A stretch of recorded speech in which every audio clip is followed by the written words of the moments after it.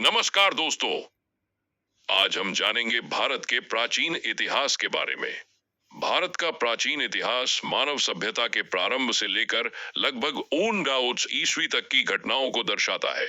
इस काल में भारत में कई महान सभ्यताओं, धर्मों और शक्तिशाली साम्राज्यों का विकास हुआ, जिन्होंने भारतीय संस्कृति और समाज को गहराई से प्रभावित किया। सबसे पहले बात करते हैं सिंधु घाटी सभ्यता की। यह भारत की सबसे प्राचीन और विकसित सभ्यता मानी जाती है, जिसका विकास लगभग दूषियन काउन के ईसा पूर्व हुआ था।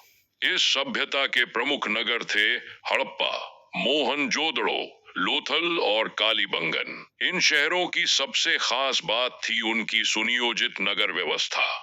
यहाँ चौड़ी सड़कें, पक्की ईंटों के मकान और उन्नत जल निकासी प्रणाली पाई गई थी। सिंधु सभ्यता के लोग मुख्य रूप से कृषि, पशुपालन और व्यापार करते थे। लोथल में एक बड़ा बंदरगाह मिला है, जिससे यह पता चलता है कि उस समय समुद्री व्यापार भी होता था। इस सभ्यता की लिपि आज तक पूरी तरह पढ़ी नहीं जा सकी है, इसलिए इसके बारे में कई रहस्य अभी भी बने हुए हैं। इसके बाद भारत में वैदिक काल की शुरुआत हुई।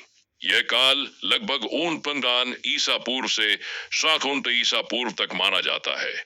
इस समय आर्यों का आगमन हुआ और उन्होंने वेदों की रचना की। वेद चार है: ऋग्वेद, यजुर्वेद, सामवेद और अथर्ववेद।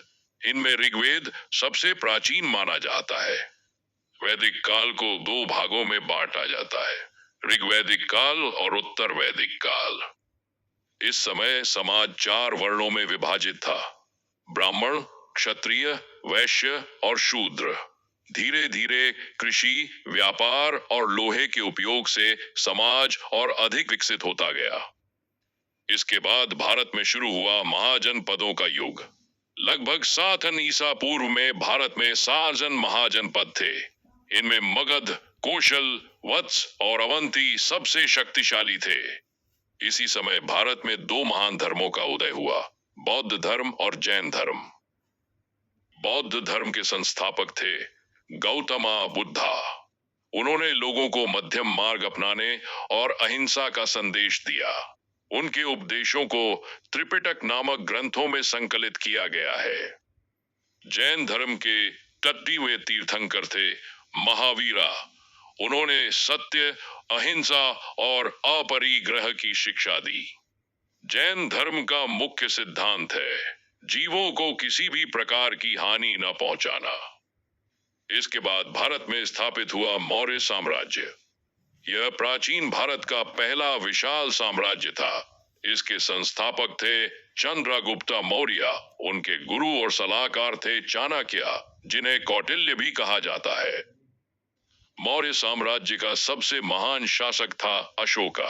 अशोक ने कलिंग युद्ध के बाद बौद्ध धर्म को अपना लिया और पूरे भारत में शांति, धर्म और अहिंसा का संदेश फैलाया। उनके शिलालेख आज भी भारत के कई स्थानों पर मिलते हैं।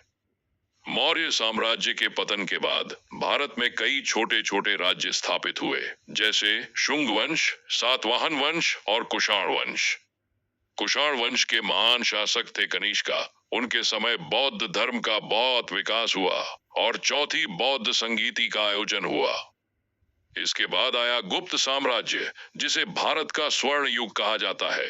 इस काल में कला, साहित्य, विज्ञान और गणित का बहुत विकास हुआ।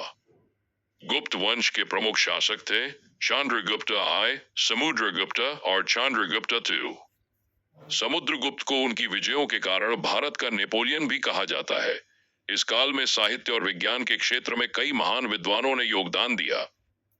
महान गणितज्ञ आर्यभट्ट ने शून्य और दशमलव प्रणाली के विकास में महत्वपूर्ण योगदान दिया। महान संस्कृत कवि कालिदासा ने अभिज्ञान शाकुंतलम जैसे प्रसिद्ध ग्रंथों की रचना की। प्राचीन भारत में शिक्षा के बड़े केंद्र भी स्थापित हुए, जैसे नालंदा यूनिवर्सिटी और तक्षशिला यूनिवर्सिटी। इन विश्वविद्यालयों में दूर दूर से विद्यार्थी शिक्षा प्राप्त करने आते थे।